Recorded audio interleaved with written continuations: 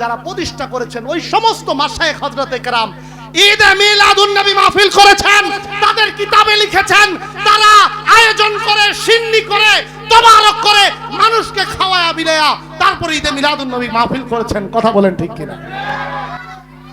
এখন তারা আপনাদেরকে কেন বলে ঈদে মিলাদুন নবী বেদাত? আবার কথা বুঝেছেন? না না, টাকার কাছে না। সমস্যাটা কোন জায়গায় দেখেন, ঈদে মিলাদুন নবী মাহফিল করে, নিজেরা করে, আর অনুসারীদেরকে বলে এটা বেদাত। এটা কি বেদাত? বেদাত বলার কারণ কি জানেন? খেয়াল করবেন হুজুর, 80% মুসলমান, 100 জন মুসলমানের মধ্যে 80 জন মুসলমান আল্লাহর নবীর মিলাদে খুশি হয়ে ঈদে মিলাদুন নবী করে। কেউ সিন্নি দিয়ে করে, কেউ খেয়ে করে, কেউ খাওয়াইয়া করে, কেউ রোজা রেখে করে, কেউ সদকা করে করে, কেউ দান করে করে, কেউ জুলুস করে আল্লাহর নবীর মিলাদ পালন করে। কথা বলেন ঠিক কি? ওই হুজুরেরাও করে। ওই হুজুরেরা কি করে? করে এখন অনুসারীদেরকে 100 মানুষের মধ্যে 80 জন ঈদে মিলাদুন নবী করে, 20 জন বেদাত বলে। তারা সংগঠিত। তারা কি সংগঠিত? এখন দলের মানুষকে কেন বেদাত বলে জানেন? 1 নাম্বার কারণ হইল, একটু তাকবীর দিবেন, নারে তাকবীর, নারে রিসালাত, নারে গাউসিয়া, আহলে সুন্নাত ওয়াল জামাত, পবিত্র ঈদে মিলাদুন নবী হযরত আল্লামা মুফতি মুহাম্মদের প্রিয় মুহাম্মদ, ত্রিভুবনের প্রিয় মুহাম্মদ এলো রে দুনিয়ায়। আয় রে সাগর আকাশ বাতাস দেখবি যদি, আয় আয় রে সাগর। জোরে জোরে, মাশাআল্লাহ মাশাআল্লাহ, আরো জোরে। ত্রিভুবনের প্রিয় মুহাম্মদ, ত্রিভুবনের প্রিয় মুহাম্মদ এলো রে দুনিয়ায়। আয় রে সাগর দেখবি যদি, আয় আয় রে সাগর।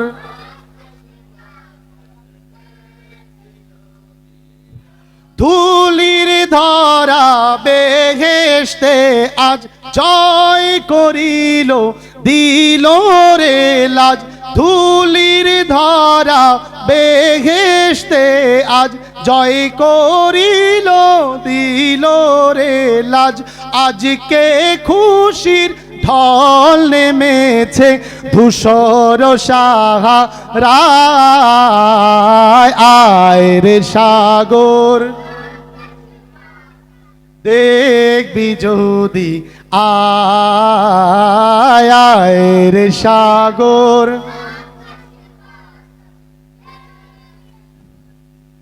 দেখ আমিনা মায়ের কোলে, দোলে শিশু ইসলাম দোলে। দেখ আমিনা মায়ের কোলে, দোলে শিশু ইসলাম দোলে। কচি মুখে শাহাদাতের বাণী শেষ না, আয় রে সাগর,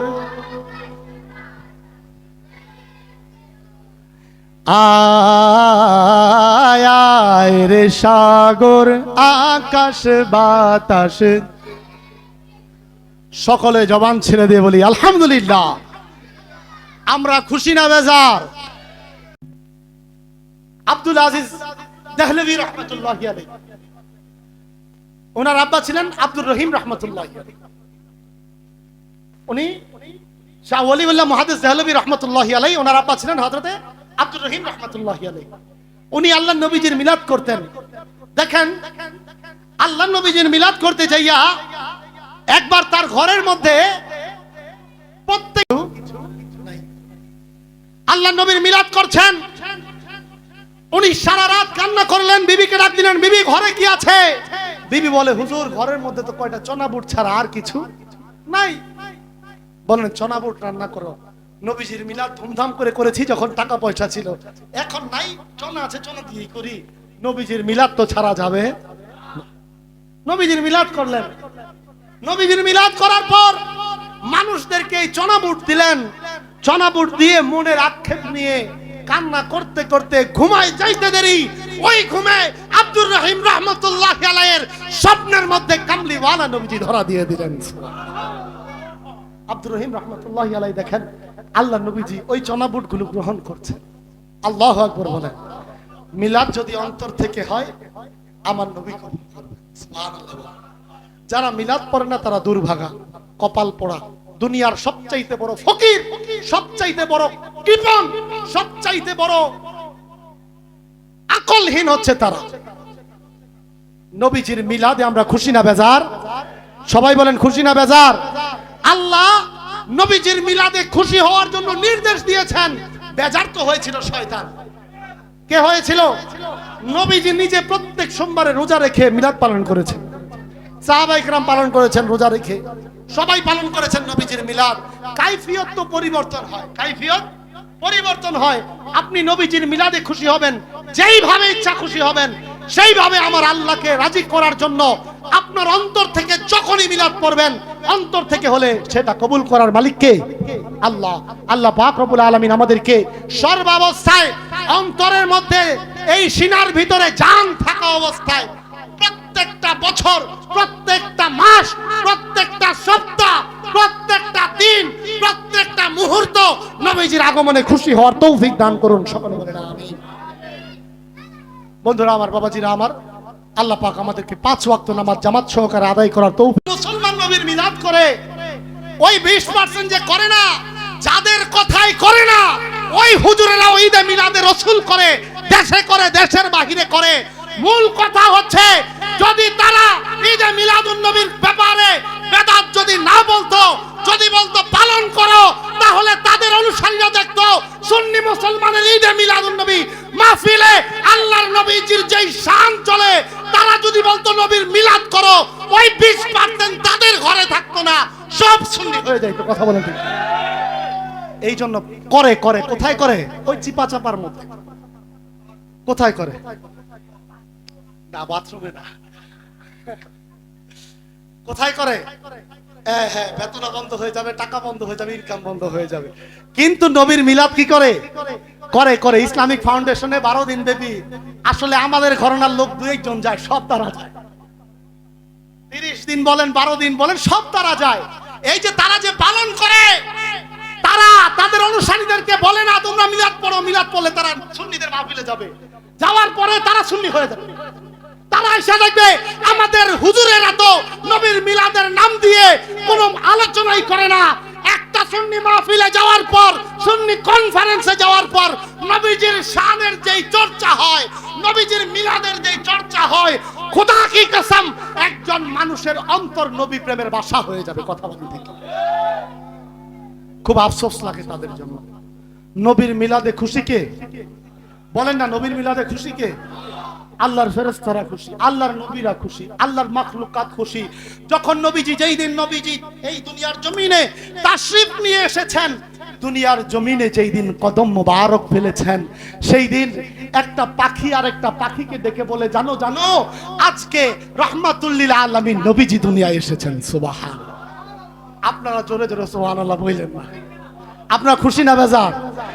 খুশি মুখে আরো জোরে সুবহানাল্লাহ শুনতে চাই। বলবেন তো ইনশাআল্লাহ? যেই দিন নবীজি দুনিয়াতে এসেছেন, তাশরিফ নিয়ে এসেছেন, ওই দিন একটা কীট পতঙ্গ আরেকটা কীট পতঙ্গকে বলে, জানো আল্লাহর নবী দুনিয়াতে এসেছেন।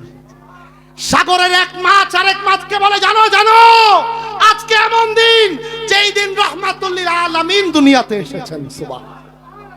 আজকে এমন দিন একটা পশু আরেকটা পশুকে ডাক দিয়া বলে, খোদা কি কসম, আল্লাহর নবী যেই দিন দুনিয়াতে এসেছেন, ওই দিন কিসরা পারস্যের বাদশাদের সিংহাসনগুলোকে আল্লাহর কুদরতে আল্লাহ উল্টিয়ে দিয়েছেন।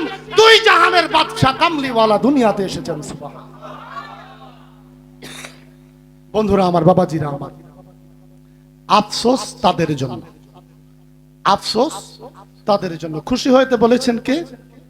আল্লাহ বলছেন, কুল বিফাদলিল্লাহি ওয়া বিরাহমাতিহি, আল্লাহর পক্ষ থেকে করুণা এবং রহমত পাইলে ফাবিযালিকা ফালইফরাহু, তাদের উচিত খুশি হওয়া। আচ্ছা বলেন তো, আল্লাহ বলছেন আল্লাহ নবীজিকে, ইয়া রাসূলুল্লাহ ওয়া মা আরসালনাকা ইল্লা রাহমাতাল লিল আলামিন, নবী গো আপনাকে রাহমাতাল লিল আলামিন বানাইলাম, আমি যত জায়গার জন্য রব্বুল আলামিন, নবী গো আপনি তত জায়গার জন্য রাহমাতাল লিল আলামিন। সুবহানাল্লাহ। আল্লাহর রহমত পাইলে খুশি হওয়ার কথা বলেছেন কে? সবাই বলেন, কে বলেছেন? আল্লাহ খুশি হইতে নির্দেশ দিয়েছেন রহমত পাইলে। আল্লাহ গো তোমার রহমতের মধ্যে সবচাইতে বড় রহমত তো আমার নবী, নবীজিকে পাইয়া যে খুশি হইলাম, মিলাদ পড়লাম, ঈদ করলাম। আল্লাহ জাযা কি? আল্লাহ বলেন হুয়া খায়রুম মিম্মা ইয়াজমাউন।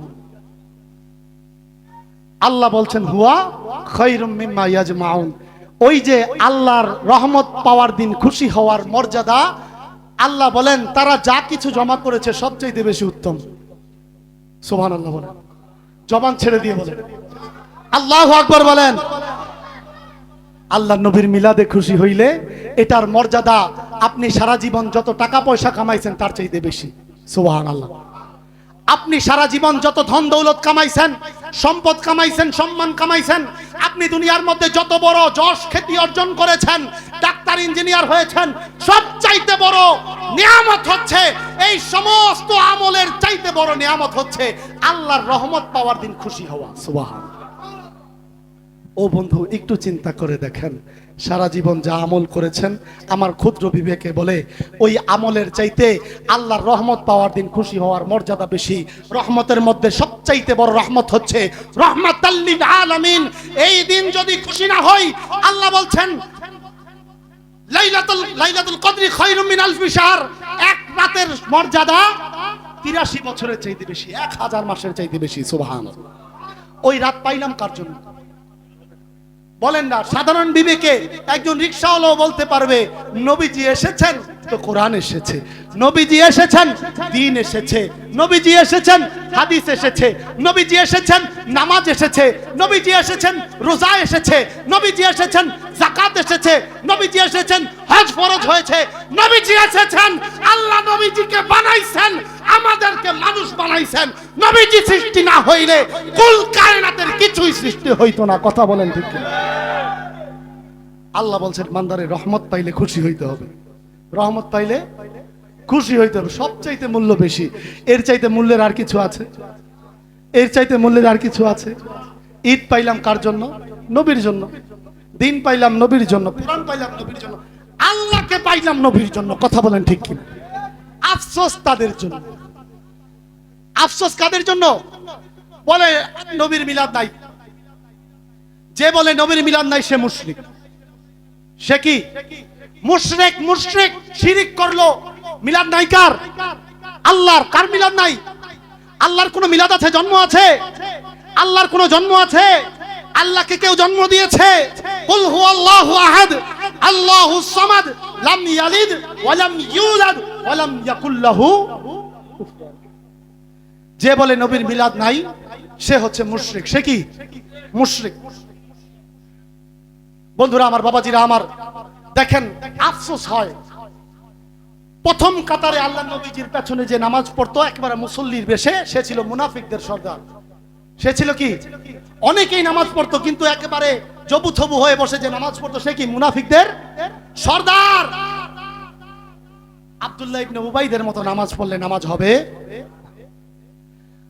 কারবালার প্রান্তরে ইমামে বাকে হোসেন 72 জন নিয়ে নামাজ পড়েছেন। ওইদিকে বড় বড় মনীষীরা, বড় বড় সাহাবায়ে কেরামগণের অনেকের সন্তান, অনেকের অনুসারী যারা রাস্তাচ্যুত হয়ে গেছে, বিরাট বড় বড় গোত্রের নেতা সবাই একত্রিত হয়ে এজিদের সাথে মিশে ওই 22,000-এর মধ্যে একত্রিত হয়ে তারাও নামাজ আদায় করেছে। কথা বলেন ঠিক কিনা? এখন আপনি বিবেককে প্রশ্ন করেন, ইমামে পাকে হুসাইন রাদিয়াল্লাহু তাআলা আনহু জান্নাতের যুবকদের সর্দার হয়েছেন, তিনিও নামাজ পড়েছেন। তাকে যারা শহীদ করলো তারাও নামাজ পড়েছে। কিসের আশায়? বলেন না কিসের আশায়? এক হুজুরের পিছে আমি আজকে নামাজ পড়তে গেলাম, আমি নামাজ পাই নাই। এখন হুজুরের পিছনে নামাজ না পড়ায় হুজুর খুব চেতা, পুরা চেতা কাশেন। হুজুর পুরাই চেতা কাশেন। নামাজে দাঁড়াইছি আমি, সূরা মুক্তি আসে না। হুজুর বলে মাহফিলে বসলেই চলবে, নামাজ না পড়লে এই মহব্বত নিয়ে কি নবীজির সাথে জান্নাতে যেতে পারবেন? অথচ দেখেন আদব হচ্ছে মুবতাদা হাল বোঝা, মুবতাদা হাল বুঝে তারপর কি করা, কথা বলা। আলেমদের জন্য, সাধারণ মানুষ তো কাকা করবে, সমস্যা নাই। আলেমদের জন্য কি বুঝতে হবে? মুবতাদা হাল বুঝতে হবে। কারণ আমি প্রশ্ন করতে চাই হুজুরকে, হুজুর আমি তো আপনার পেছনে নামাজ পাইলাম না, মসজিদে তো আসছি, এখন আমি কি জান্নাতে যাব? আস্তাগফিরুল্লাহ, লা হাওলা ওয়ালা কুওয়াতা ইল্লা বিল্লাহ। একজন আলেম মিম্বরে বসে, মিম্বরে দাঁড়িয়ে ইমামতি করে কোন কথা বলতে হবে এই যদি আকল না থাকে, ইমামতি করার যোগ্যতা তার। পেছনে মুসল্লিরা নামাজ পড়তেছে, মাইকে কথা বলার কারণে মুখ দিয়ে সূরা কেরাত আসে না। আপনি মাইক ছাড়া বলবেন, আস্তে আস্তে বলবেন, আপনি জুমার বয়ানে বলবেন, আপনি মানুষদেরকে ডেকে বলবেন, যারা চলে গেছে তাদের কাছে যাবেন। আপনার যদি সাহস থাকে কলে যায় তাদের সামনে যাবেন, হুজুর আমার পেছনে কেন আপনারা নামাজ পড়লেন না, বলেন আমার পেছনে কেন নামাজ পড়লেন না? ব্যক্তিত্ব কি বলে জানেন? ব্যক্তিত্ব, আপনি আমাকে ভালোবাসেন না, যে ভালোবাসায় সে কোনোদিন, যে ভালোবাসে সে কোনোদিন অপেক্ষা করায়, যে অপেক্ষা করায় সে কোনোদিন ভালোবাসে। আমি ব্যক্তিত্ব কেন বিসর্জন দিব আপনার জন্য? আমার একটা পার্সোনালিটি আছে, আমার একটা ওজন আছে, ভার আছে, আমার তো আকল থাকতে হবে। পেছনে মুসল্লিরা নামাজ পায় নাই, নামাজ পড়তেছে, তাদের সামনে আমি চিল্লাচিল্লি করলাম, এখন তো মুসল্লিদের মুখ দিয়ে সূরা কেরাত আসে না, এই নামাজের ভুল হইলে ভুলের বোঝাটা কে নিবে? আমি আজকে হয়ে গেলাম, হুজুরকে খুঁজছি, জিজ্ঞেস করছি, হুজুর আমি তো আপনার পেছনে নামাজ পাইলাম না, মসজিদে তো আসছি, যারা মসজিদে আসে নাই তারা নবীর মিলাদ পড়ে, মিলাদের নাম দিয়ে কি নবীর সাথে জান্নাতে যাইতে পারবে? আপনি যে প্রশ্ন করলেন, এখন আমি জান্নাতে যেতে পারবো? সার্টিফিকেট দিচ্ছেন আপনি, সার্টিফিকেটটা আমাকে দিয়ে দেন। আমি হুজুরকে খুঁজেছি, যদি মাইকের আওয়াজ শুনেন জোর হাত করে আপনার কাছে অনুরোধ করব, হুজুর ইমাম সাহেব হিসেবে একজন আলেম মুবতাদা হাল বুঝতে হবে। নাসেখ মানসুখ জানে না, একজন খুতবা দিচ্ছে, মাওলা আলী শেরে খোদা রাদিয়াল্লাহু তাআলা জিজ্ঞেস করেন নাসেখ মানসুখ জানে কিনা, বলে নাসেখ মানসুখ বুঝে না, তাকে সাথে সাথে নামাই দিয়েছেন খুতবা থেকে। নাসেখ মানসুখ যে না বুঝে তার মিম্বরে বসে খুতবা দেওয়ার অধিকার। এখন ওই দিক থেকে বিবেচনা করে আমি বলি, যার আকল নাই মুবতাদা